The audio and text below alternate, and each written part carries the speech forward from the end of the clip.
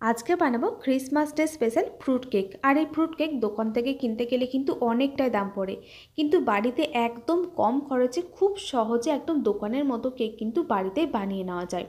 আর হ্যাঁ, আজকে এই কেকটা বানানোর জন্য কিন্তু আমি কোনো রকম কোনো চিনির ব্যবহার করব না। নমস্কার, আরও একটা রেসিপিতে আপনাদের সবাইকে স্বাগত। আর রেসিপিটা শুরু থেকে শেষ পর্যন্ত দেখার জন্য আপনার কাছে আমার অনুরোধ রইল। তাহলে চলুন রেসিপিটা শুরু করা যাক। দেখুন, আমি এখানে চেরি, কিশমিশ, কাজু বাদাম আর আমন্ড বাদাম সমস্ত কিছু ছোটো টুকরো করে কেটে নিয়েছি।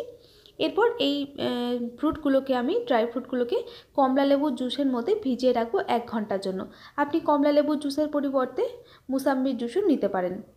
এরপর কেকের জন্য শুকনো উপকরণগুলো রেডি করে নেব। ছাঁকনির মধ্যে 1 কাপ ময়দা ভালো করে চেলে নিচ্ছি, আর এখানে 2টো এলাচ, 1 টুকরো দারচিনি আর 1 টুকরো জায়ফল, এগুলোকে আমি গুঁড়ো করে নিয়েছি, সেটা দিয়ে দিলাম। আর দিয়েছি 1 চিমটি মতো লবণ, 2 টেবিল চামচ গুঁড়ো দুধ আর দিয়েছি 1 চামচ বেকিং পাউডার। এখন শুকনো উপকরণগুলো একসাথে খুব ভালো করে মিশিয়ে নিচ্ছি। এরপর আমি এখানে একটা কেক টিনের মধ্যে সাদা তেল খুব ভালো করে বুলিয়ে নিয়েছি। এরপর অল্প একটু আটা দিয়ে কেক টিনটা চারিদিকে এভাবে ভালো করে কোট করে নিলাম, এতে করে কেকটা সহজেই মোল্ড থেকে বেরিয়ে আসবে। এরপর একটা পাত্রে নিয়েছি 1/4 কাপ দুধ আর নিয়েছি 3 টেবিল চামচ সাদা তেল, তার সাথে নিয়েছি আমি গুড়। এখানে আমি 3/4 কাপ নিয়েছি নলেন গুড়, আর তার সাথে আরও 1 টেবিল চামচ মতো দিয়ে দিয়েছি আখের গুড়। ভালো করে সমস্ত কিছু মিশিয়ে নিয়েছি। এরপর শুকনো উপকরণগুলো অল্প অল্প করে দেবো আর এইভাবে মেশাতে থাকবো, একবারে কিন্তু দেবো না। আমি দুবারে শুকনো উপকরণগুলো ভালো করে একসাথে করে মিশিয়ে নিচ্ছি। আমি এখানে নলেন গুড় আর আখের গুড় মিশিয়ে নিয়েছি, আপনি চাইলে শুধুমাত্র নলেন গুড় দিয়েও বানাতে পারেন। এখানে দুধের পরিমাণটা একটু কম হয়েছিল, তাই আমি আরও 2 টেবিল চামচ মতো দুধ দিয়ে এখন ভালো করে মিশিয়ে নিচ্ছি। দেখুন, কেকের ব্যাটারটা ভালো করে মেশানো হয়ে গেলে তারপর যে কমলা লেবু জুসের মধ্যে ড্রাই ফ্রুটসগুলো ভিজিয়ে রেখেছিলাম, কমলা লেবু জুসটা সহ ড্রাই ফ্রুটসগুলো দিয়ে ভালো করে মিশিয়ে নিলাম।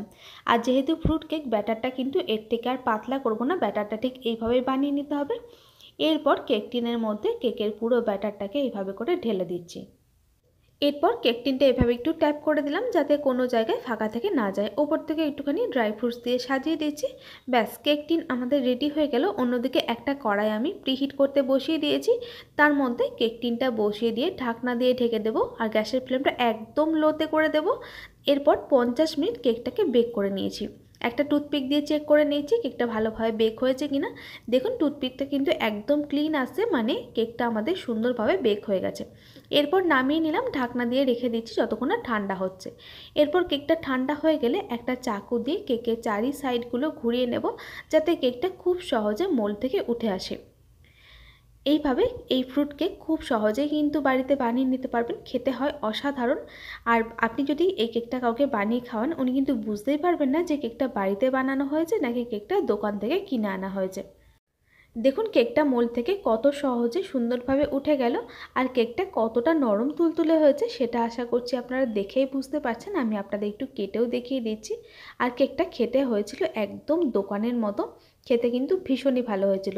রেসিপিটা যদি আপনাদের ভালো লাগে, আপনারাও বাড়িতে এইভাবে ফ্রুট কেক খুব সহজে বানিয়ে নিতে পারবেন। আজকে এই পর্যন্ত, আবার দেখা হবে আরও একটা নতুন রেসিপির সাথে। সকলে ভালো থাকবেন, সুস্থ থাকবেন, ধন্যবাদ।